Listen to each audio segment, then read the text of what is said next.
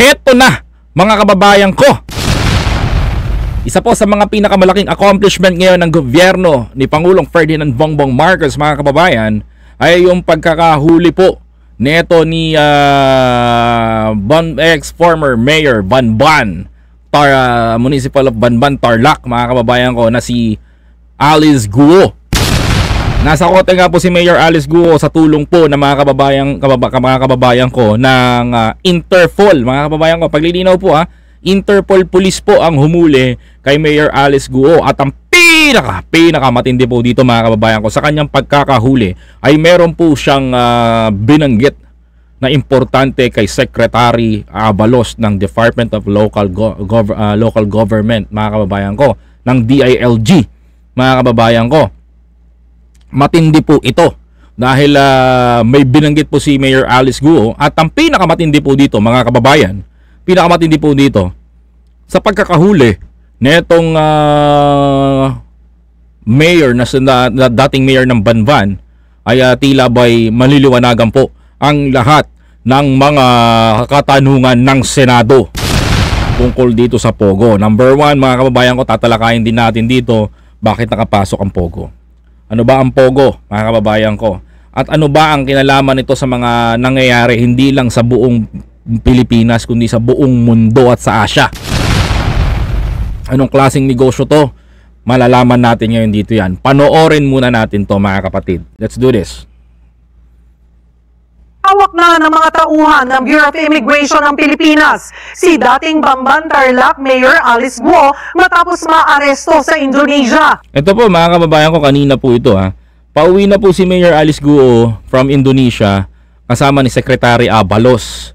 At iningatan po nila ito, mga kababayan ko, dahil nga po sa meron daw pong banta sa buhay ni Mayora.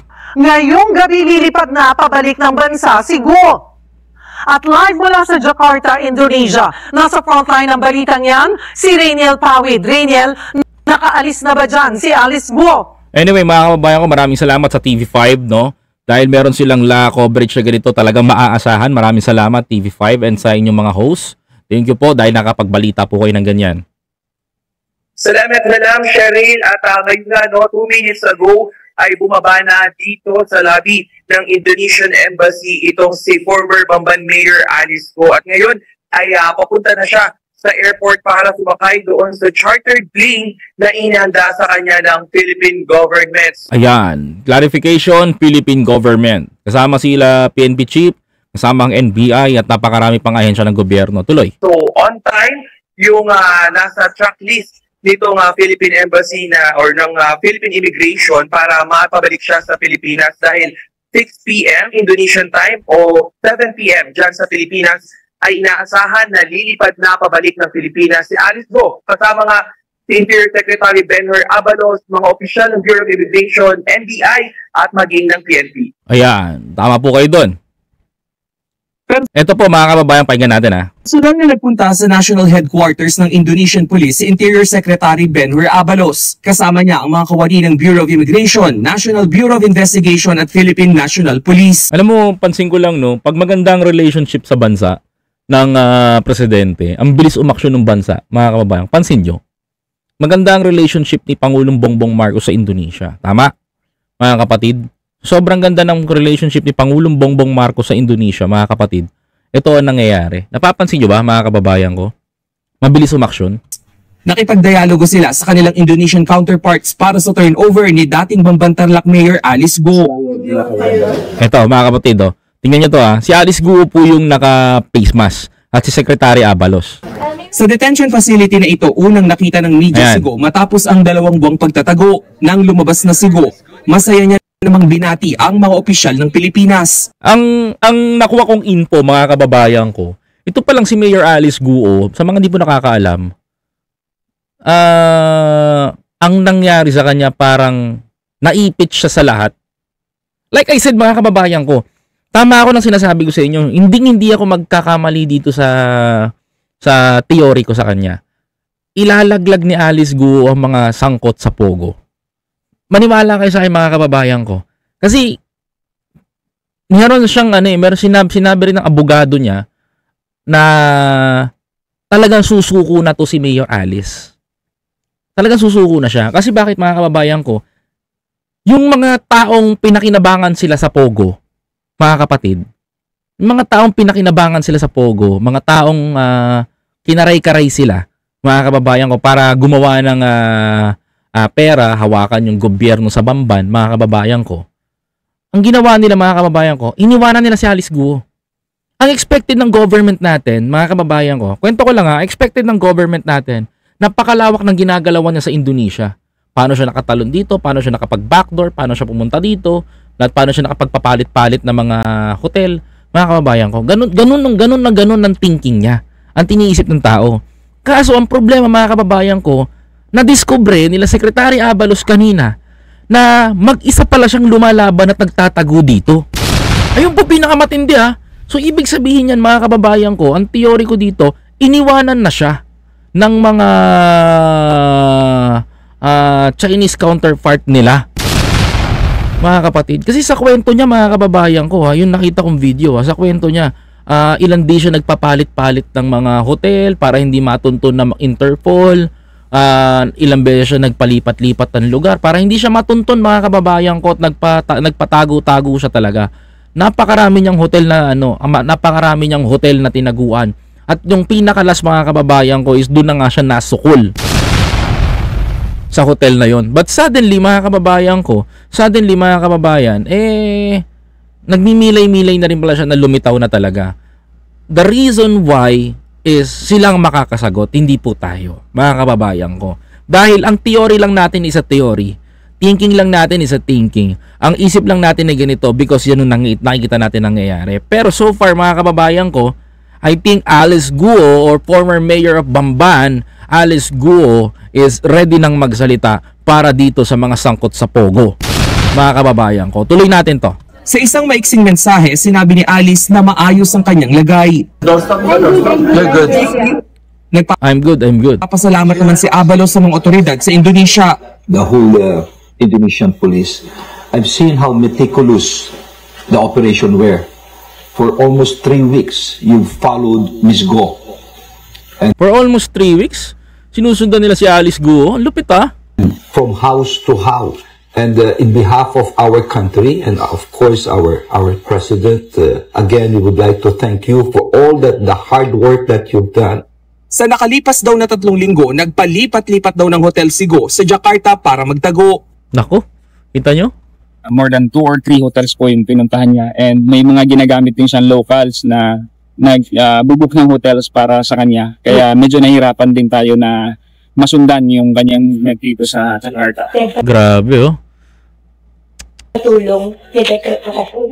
Ayun ito. Sabi niya dito kay Abalos. Tingnan niyo, pakinggan niyo. Masundan yung kanyang nagtito sa Jakarta. Tulong. Sabi niya ganun. Ito dito ko na bigla kay Alice. Alam mo yung thinking ko, talagang magtatama tong theory ko . Ako, ramdam ko, 85%. Sabi ni Alice, pagkaharap niya kay Secretary Abalos, mangyak-yak siya, sabihin niya, Sek, patulong po, may death threat po ako, mga kababayan. That time, mga kababayan ko, nakita ko na sinabi yan, Sek, patulong po, may death threat po ako. It means, mga kababayan ko, quote and quote, hindi kaya umalis si Alice Guo dito sa Pilipinas because meron siyang death threat? Hindi, totoo to, mga kababayan ko Hindi kaya si Alice Guo umalis ng Pilipinas kasama yung mga kapatid niya at si Cassandra Ong because they have a death threat? Mga kapatid, totoo, mga kababayan ko, hindi kaya may death threat ito si Alice Guo?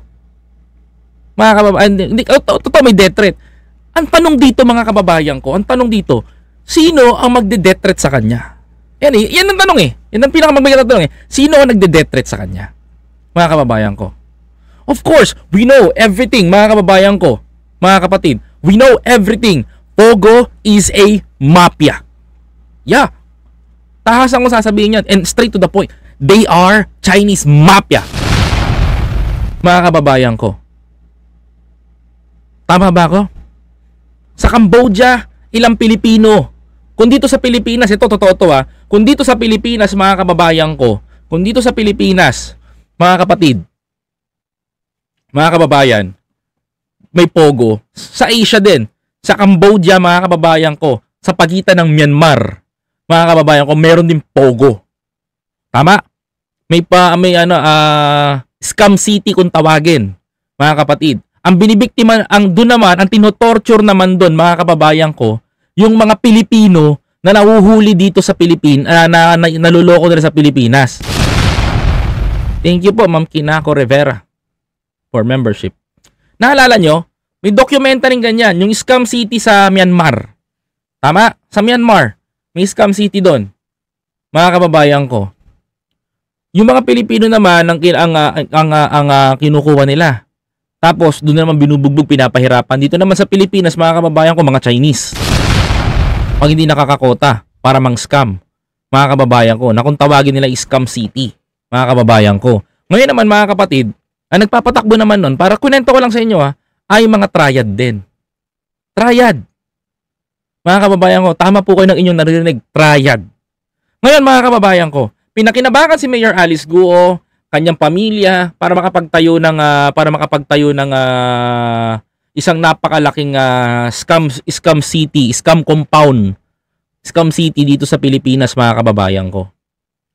Na which is tawagin na lang natin Bamban, mga kababayan ko. Para maitayo nila yan, mga kapatid, gumawa sila ng paraan, gumawa sila ng way, gumawa sila ng mga kung ano-anong kwento, gumawa sila, sinuplayan nila si Alice Guo ng power para maupo bilang mayor ng Banban at nang mahawakan nila, mga kababayan ko, mahawakan nila at makapagtayo sila ng isang malaking scam city.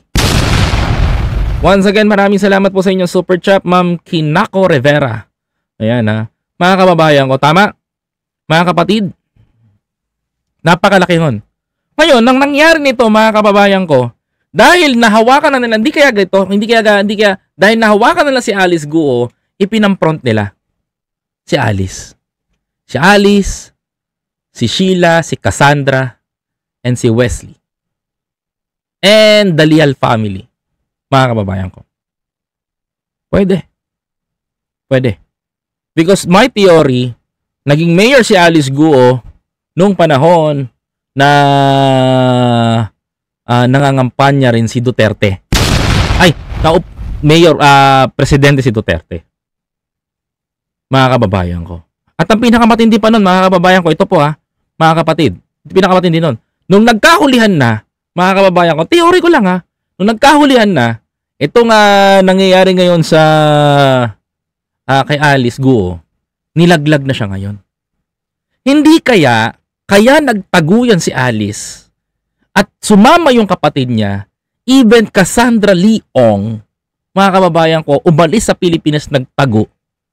Hindi kaya ang nagde-death threat sa kanila, mga kababayan ko, ay itong triad.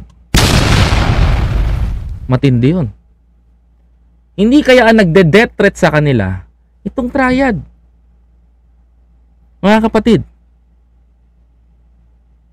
Para lang, kasi, totoo lang, maraming nalalaman si Alice Guo. If Alice Guo bumuka ang bibig niyan, nagsalita sa publiko yan, at sa Senado nagsalita yan, maraming malalaman ang taong bayan. Mga kapatid, that's why Mayor Alice Guo said, sabi niya kagad kay Secretary Abalos, Secretary, tulungan niyo po ako, may death threat po ako. Pakinggan niyo mabuti, mga kababayan ko. I think tama, meron ako dito, wait lang, papakita ko sa inyo. Meron ako dito footage noon kung di ako magkakamali. Meron akong footage dito noon na mismong sinabi ni Mayor Alice yon. Ito, mga kababayan ko, pakinggan niyo to. Ito yung actual na pagharap niya kay Secretary Abalos. I know some of you guys is napanood na to, mga kapatid. Ayan. Tingnan niyo to Tingnan niyo to, mga kababayan ko. Sige, ito lang muna tayo. Panoorin niyo po yan mabuti. At tingnan niyo po mga kapatid. Gusto ko pong makita ninyo kasi harap-harapan na kung paano po sinabi ni Alice Guo yung gusto niya sabihin kay Secretary Abalos. Kasi dito sa mapapakinggan ninyo. Tingnan nyo po. Yeah. Hi, sir. Alice. Oh, ikaw pala si Alice. Hindi Opo, nakita ko tayo before. Saan? Tarlac po, sir. Ando ka ba nung mayor ka doon? Opo. Ando sila, no? Sila governor? Opo, opo, sir. Yung nagpunta. Ikaw talaga. Sir, katulong. May decret po kasi. Tingnan nyo mga kababayan ko. Ulitin ko ha. Repeat ko ha. Repeat ko. I-repeat ko ha. Re-repeat ko. Sir. Alice. Oh, ikaw pala si Alice. Hindi Opo, nakita ko tayo before. Saan? Tarlac po, sir. Ando ka ba nung mayor ka doon? Opo. Ando sila, no? Sila governor? Opo, opo, sir. Yung nagpunta. Ikaw talaga. Sir, katulong. May decret po kasi. Di bale, basta importante. Ayan. Tingnan nyo ha. Oo, tingnan Opo, sir. natin. Opo. Ayan. Ang sabi ni Secretary Abalos, it's very clear. Sabi ni Secretary Abalos, oh, basta totoo.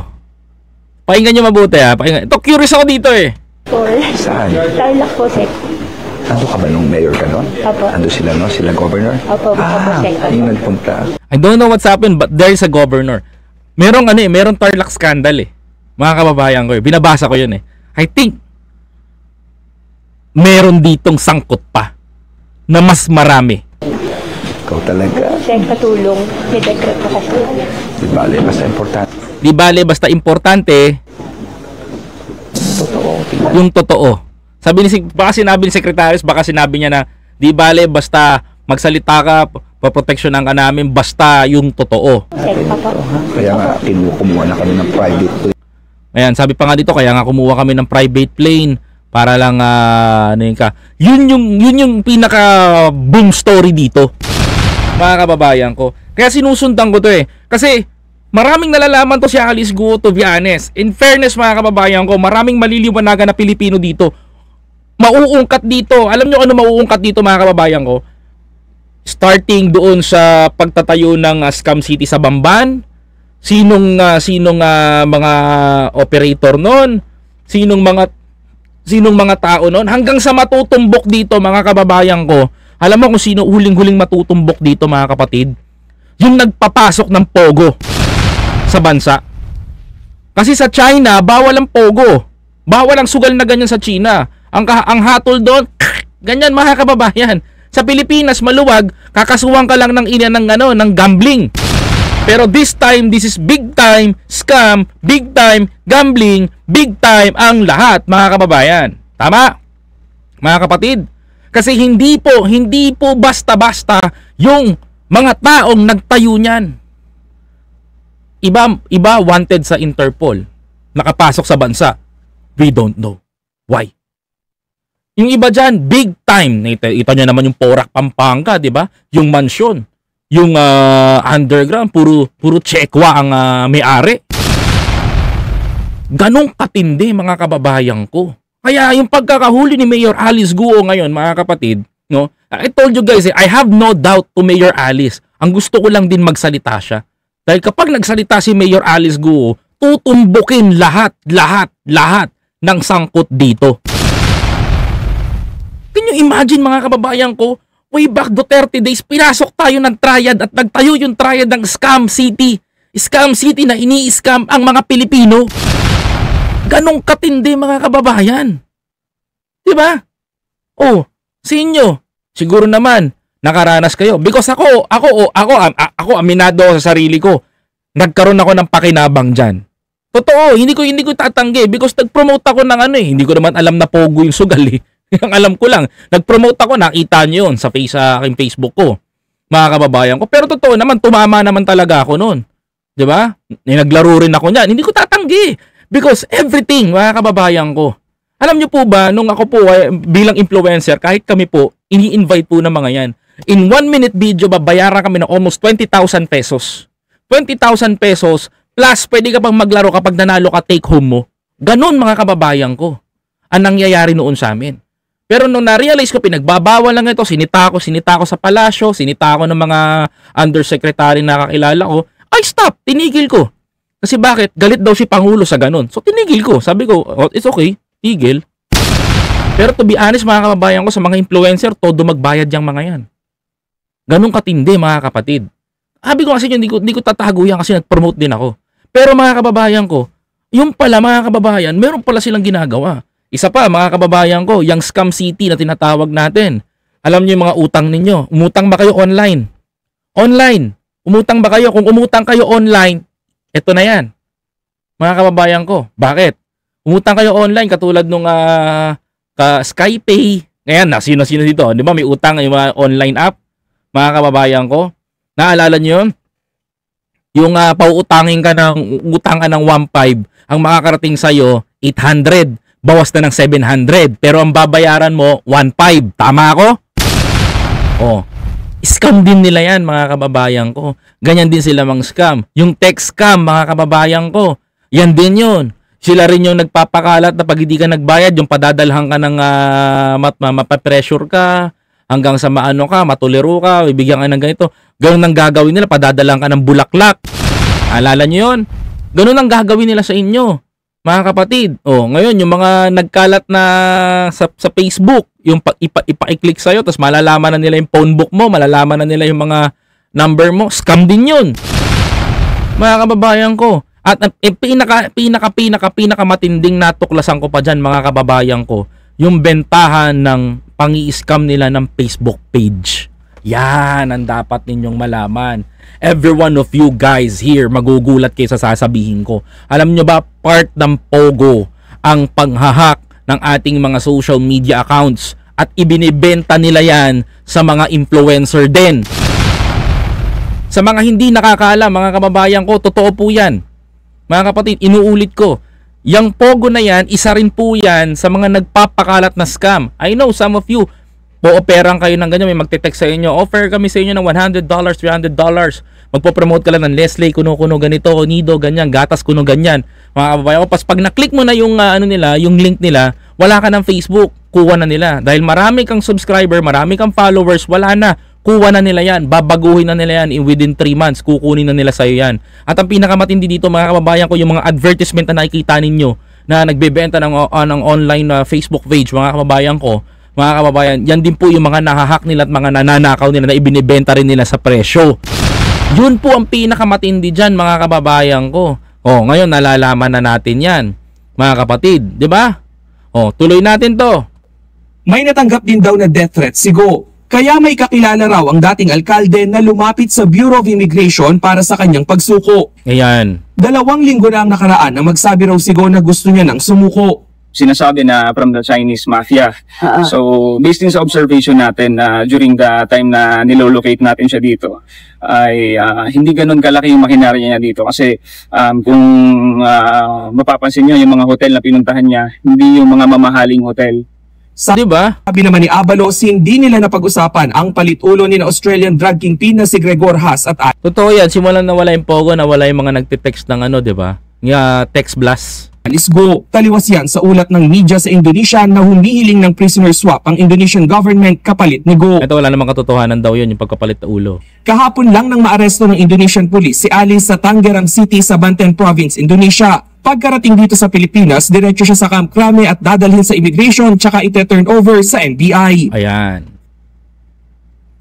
So mga kababayan ko, it's very clear na itong ulo na to is big break. Abangan natin, mga kababayan, yung pagsasalita niya sa Senado sa hearing, mga kapatid. But I have one na parang gusto kong mangyari, no? Ako, I'm calling the attention to all sa gobyerno natin, especially sa mga humahawak kay Alice, mga kababayan ko, no? Bigyan niyo ng protection even his sister, father and his mother, mga kababayan ko, sa kanyang sa kanilang pamilya. Maraming sasabihin tong pamilya na to, mga kababayan ko. Alam nyo ba, ito rin na magdidiin, to be honest, kay Duterte. That's why I'm very interested to sa story ni Alice Guo. Why? Yan ang magdidiin kay Digong. Totoo sinasabi ko. Because the person na nagpapasok ng Pogo is Duterte. Sinabi ni Duterte, huwag yung pakialaman yan, maganda ginagawa niya, marami na itulong yan. Well, ano na itulong? Iniskam tayo. Diba? Yan ang isa, at alam nyo, yung babanggitin ni Alice Guo, yan ang Duterte legacy na pinagmamalaki ng mga DDS. Tignan natin kung hanggang saan ang Duterte legacy ninyo.